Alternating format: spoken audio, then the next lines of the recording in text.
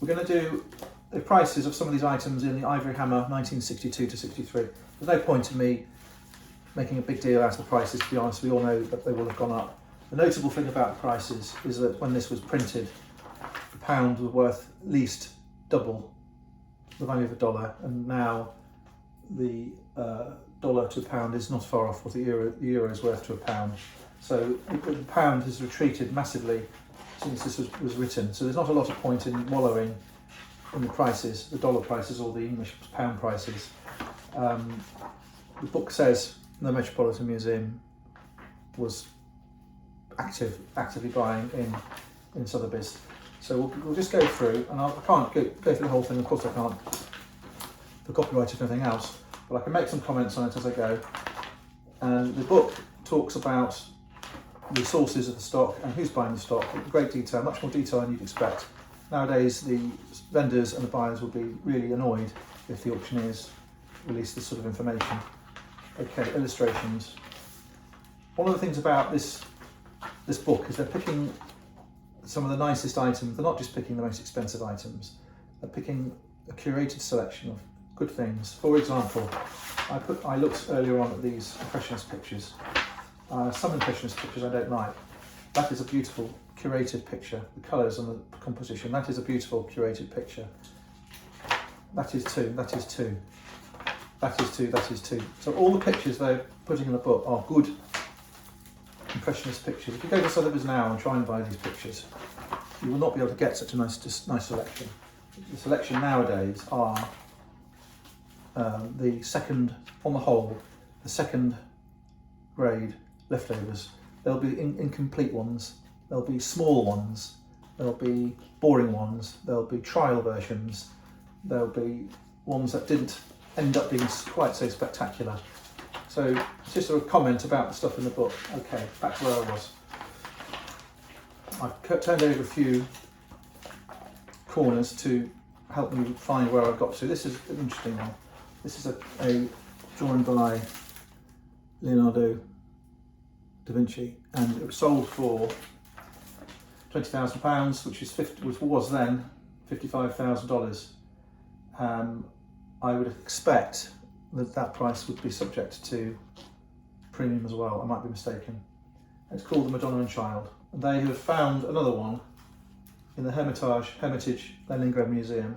That's why they can give it a reasonable provenance. So you know, it's a Leonardo for sale 60, 70 years ago, what it was.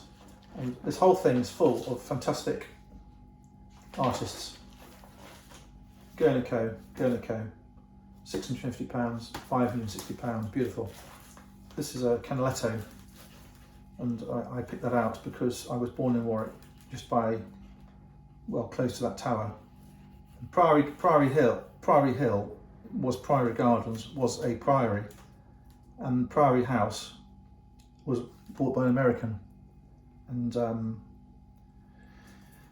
taken down brick by brick and sent to Richmond, Virginia, and Priory House from Warwick is now in America. The whole house has moved. So that to me is a lovely scene. And of course in Warwick Castle there were real big painted Canalettos as well as all these sketches. And the book's got not only pictures. There's so much to comment on, but I haven't got time.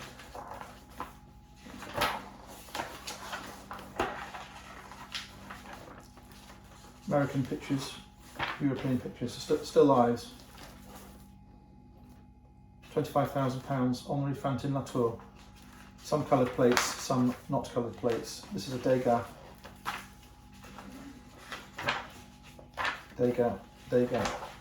Okay, fast forward.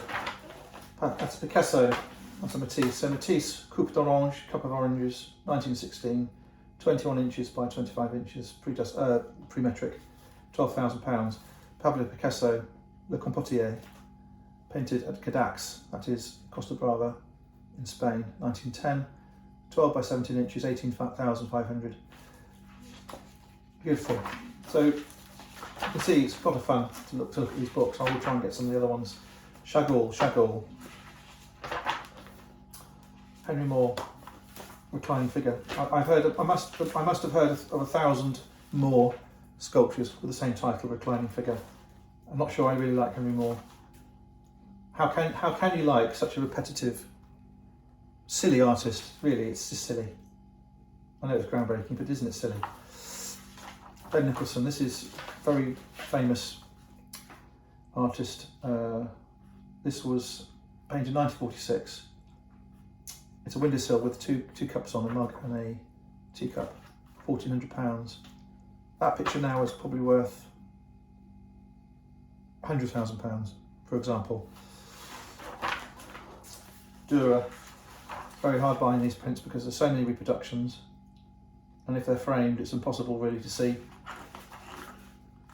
unless you take the bits if it's real. Okay, I'll have to speed up because I'm wasting time.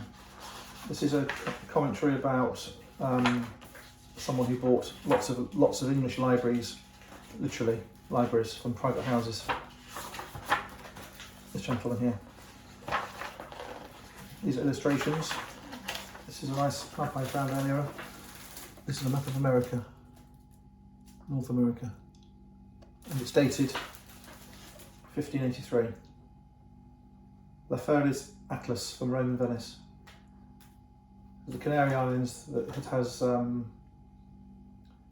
Greenland, Central America. So that is a wonderful thing.